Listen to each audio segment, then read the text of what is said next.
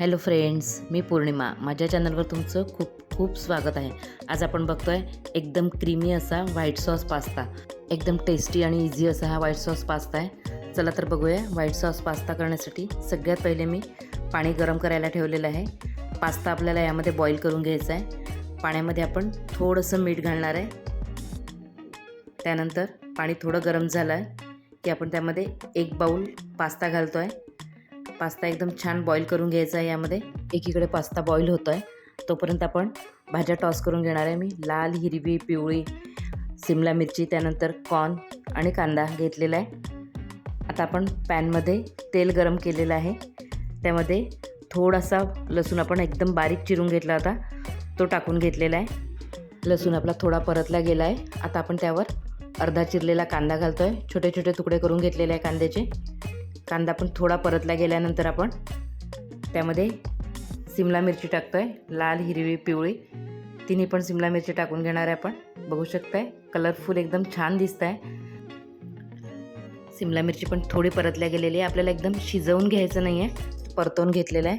त्यानंतर आपण बॉईल केलेले कॉर्न घातलेले आहे. कॉर्न घातल्यानंतर आपण थोडं टॉस करून घेणार आहे.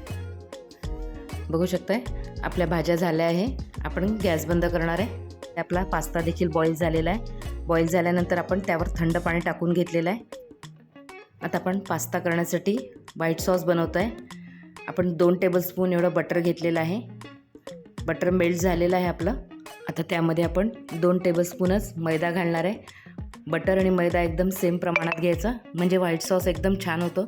आणि बटरमध्ये मैदा विस्कच्या साहाय्याने व्यवस्थित मिक्स करून घ्यायचा आहे. बघू शकताय खूप लाल करायचं नाही आहे, जस्ट परतवून घ्यायचं आहे. बटरमध्ये आपला मैदा व्यवस्थित परतला गेलेला आहे. आता आपण यामध्ये दूध टाकणार आहे. दूध एकदम टाकायचं नाही, थोडं थोडं टाकत विस्कच्या साहाय्याने आपण व्यवस्थित मिक्स करत जाणार आहे. बघू शकताय थोडं थोडं टाकलं की गुठळ्या होणार नाही. एकदम जर दूध ओतून दिलं तर गुठळ्या होतील. व्यवस्थित मिक्स करायचं, फटाफट विस्क फिरवायचं आहे आपल्याला. तुम्ही बघू शकताय मी थोडं थोडंच करत दूध टाकते आणि मिक्स करत जाते, म्हणजे एकदम प्लेन असा आपला हा व्हाईट सॉस पास्ता तयार होईल.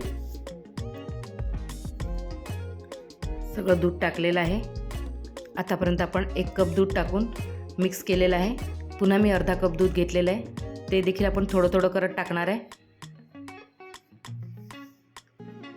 आता राहिलेलं दूध मी टाकलेलं आहे आणि ऑलमोस्ट 1.5 कप दूध ह्या कपाने आपण टाकलेलं आहे. बघू शकताय एकदम छान असा व्हाईट सॉस तयार झालेला आहे. कलर देखील चेंज झालेला नाही आहे आणि एकदम आत्ताच क्रीमी दिसतोय छान. आता यामध्ये आपण थोडंसं जायफळ किसून घालणार आहे. आता सॉसेसमध्ये आपण काळी मिरी पावडर, त्यानंतर मिक्स हर्ब्स आणि थोडे चिली फ्लेक्स घालते आहे. सगळं टाकून आता आपण पुन्हा व्यवस्थित मिक्स करून घेणार आहे. काळी मिरी पावडर, त्यानंतर चिली फ्लेक्स, यामुळे आपल्या सॉसला एकदम छान फ्लेवर येईल. बघू शकताय व्यवस्थित मिक्स झालेलं आहे.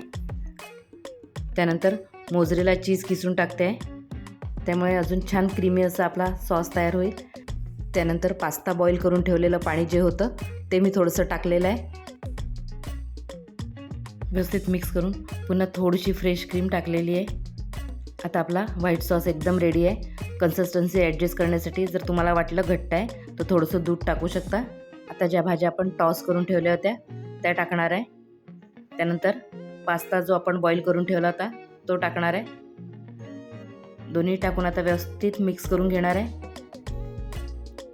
आपण वरून यामध्ये मीठ घातलेलं नाही आहे. पास्ता बॉईल करतानाच आपण मीठ घातलेलं होतं आणि चीज टाकलं आहे, त्यामुळे वरून पुन्हा मीठ टाकायची गरज नाही आहे. बघू शकताय एकदम छान झालेला आहे आपला पास्ता.